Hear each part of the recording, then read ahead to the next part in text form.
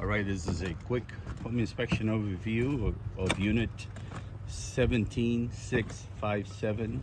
We are going to start up here on the roof and then do the exterior and then finish up inside.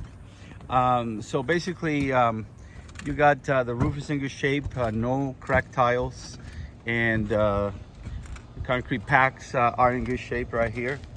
So that's no problem. I walked the whole roof.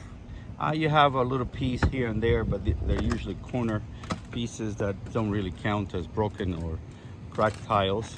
I do recommend bird guard underneath the solar panels, because once the birds find out they could live underneath there, they will have a blast.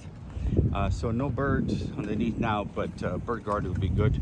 So this is the rest of the roof. Like I said, concrete packs in good shape all throughout. Minor little cracks in the corners of the tiles, but nothing really to really write up. So concrete tiles that last between 60 and 70 years. The average 55, 60. And the underlayment is what usually needs to be replaced. The felt paper, which is a filter, and underneath when the tiles break, the felt paper and the plywood usually is what gets compromised, and then people replace the tiles, pull up the tiles, replace the underlayment, and then put the tiles back on. Underlayment lasts between 30 to 40 here in Arizona. Average should be 40, 45, around that area. But that's normally what happens. All right, I'm gonna go down. I'll continue with the exterior, and then I'll finish up inside. So just be very careful coming down. So I start in one corner of the house, and I go all the way around, and I'll show you some things to be for information, and some things will be for things to correct or repair. So overall, the stucco is in good shape, very minor. If any, one or two cracked stucco does crack. It's like liquid cement. So they pump it and then they form it. Okay, so shuttle valve. This is the main shuttle valve. This is a pressure regulating valve. I put a pressure gauge here, and it gave me pressure about 70. The average should be between 60 and 45. 70, it's a little high, but not to the point that needs to be regulated. More than 80 psi, it's what's recommended to be regulated. So the garage door opener, I'll show you from inside. Going around here, it's the main electrical panel. It is locked now, but the homeowner gave me the key, and I was able to look inside the panel, and I'm including pictures and descriptions as well. Gas meter, if there's a problem with the gas, this is where you shut it off, right here in this valve, or basically you just call 911. There's a few of these column caps that are loose throughout the fence. These column caps have no structural value. It's just a cap. These columns right here are the ones that are full of concrete, and that's what hold the panels together. So some of them are loose, and I labeled them with an X on them just to show you when they come to secure it, they could actually secure it with clear silicone or concrete-based epoxy. So these are the columns that are loose like this. Like I said, I labeled them with an X. I put them on the report. All right, so that's the outside. I'm gonna come in now. This deadbolt here, obviously it's missing. So that is part of the report.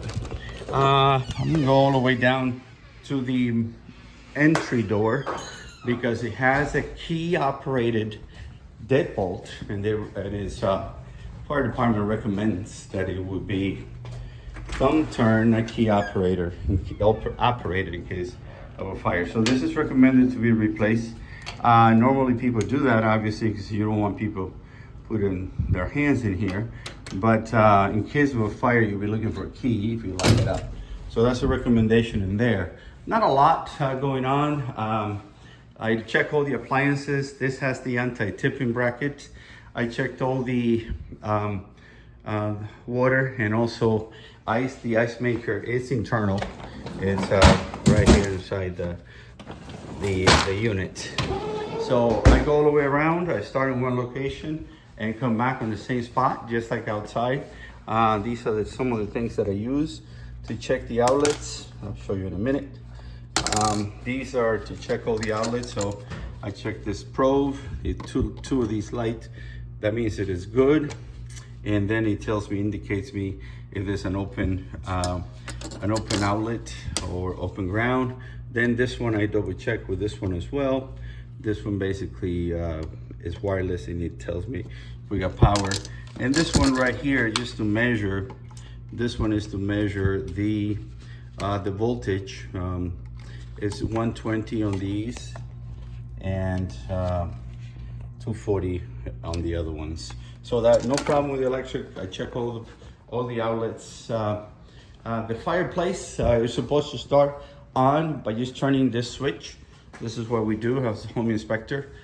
We just turn the switch on. We don't open or turn any gas valves because of safety. It also needs the key. Is a gas key is for safety in case of an emergency. That's a friend. Hank, I think is his name. So yeah, he's been a good boy. Okay, so going around, the temperature here, I put it on 72. Originally was on 76. The thermostat is loose, so it could be secured with clear silicone. And in case it has to be taken apart, you just cut the silicone. I check all the sinks underneath here. The toilets, make sure that they're flush and they're not loose. I do the check in both restrooms, ceiling fans, and all the exhaust fans work. So no problem in any of this. I checked. The hot water right now is pretty hot. It is about 148, 147. It's recommended to be between 120 and 125. So going around, I'll check for power and make sure there's no corrosion right here on the laundry facility. Check right here, the garage door. So on this right here, it is recommended to have a tension spring to help the garage door opener open the garage door. It does work, but it puts a lot of strain on the garage door opener. So it's recommended to have a tension spring here, either one or two, depending on at least one to help the lift. Hot water heater, no problem in here. It has the drip pan or metal pan. It has the sediment leg right here, and it is 50 gallons right here. Obviously it's gas. Water softener right here, so it seems to be operational. So going back, conclusion is to give you a wrap up of what I have. The roof is in good shape, no broken tiles. The attic, I went to the attic and they got plenty of insulation throughout, about 8 to 9 inches, and I measured it. I included